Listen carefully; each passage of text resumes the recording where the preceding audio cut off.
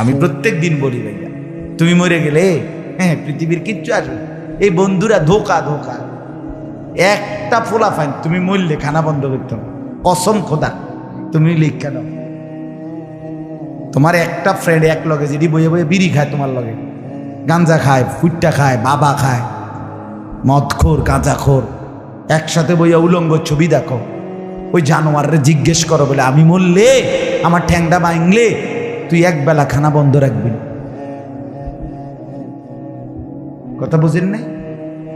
ধোকা ধোকা, এগুলো ধোকা। ওরা কেউ থামবে না। আরে আপন বাপ মরলে যেই সন্তানরা দিনের বেলা দাফন কাফন করছে, তারা কি সেই সন্তানরা, আপন সন্তানরা রাতের বেলা ভাত খায় না?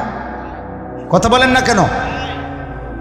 পাশের ঘর থেকে খানা রান্দা ইয়ে আরো বেশি খায়, আরো একটু গোস্ত লাও, যেই কান্দাটা তুমি কাঁদছো আজগা কি ভাইয়া? তাইলে আপন বাপ, তারপরেও তো সন্তান খানা খেতেছে, তোমার লেগে কাঁদবে কি?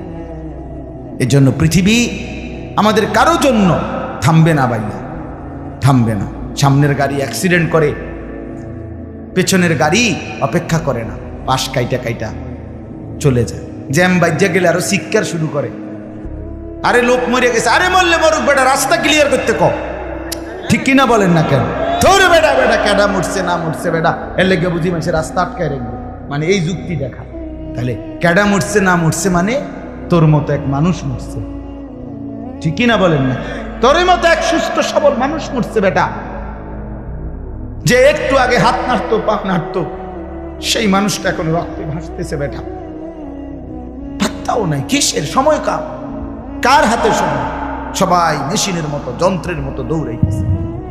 রাস্তায় দেখেন না সিএনজি অটো কি করে সবাই, কারো হাতে সময় নেই। ঠিক কিনা বলেন? কে কাকে ঠেলিলা যাবে, কারো হাতে সময়, কে কার জন্য থামবে। এই জন্য তুমি নষ্ট হয়ে গেলে বন্ধু, কেউ তোমারে ফিরাবার নাই। তোমার জন্য ভাববে কেউ, ডাকবে কেউ, কাঁদবে কেউ নাই। আরে আপন মা বাপের তো খবর নাই এখন। আপন বাপ সাইয়া রইছে, দেখে তার ফুতে আজকে 6 বছর 9 বছর এক ওয়াক্ত নামাজ পড়ে না, এবড়া বয়ে বয়ে বিড়ি খায়, বন খায়, চা দিয়া ভিজাইয়া খায়। এবারটার মাইছ না সেইটার নামাজ পড়লে পড়ছে, না পড়লে রাতের ব্যাপার। বাবুরে টেহা দাও দিছে, টাকা দিলে খালাস। যদি সুতে টাকা দেয় বাপের কোনো অসন্তুষ্টি নেই, আর যদি টাকা না দেয় এবড়ার গজবে আল্লাহর আরশ কাঁপে। ফুতের উপরে লাম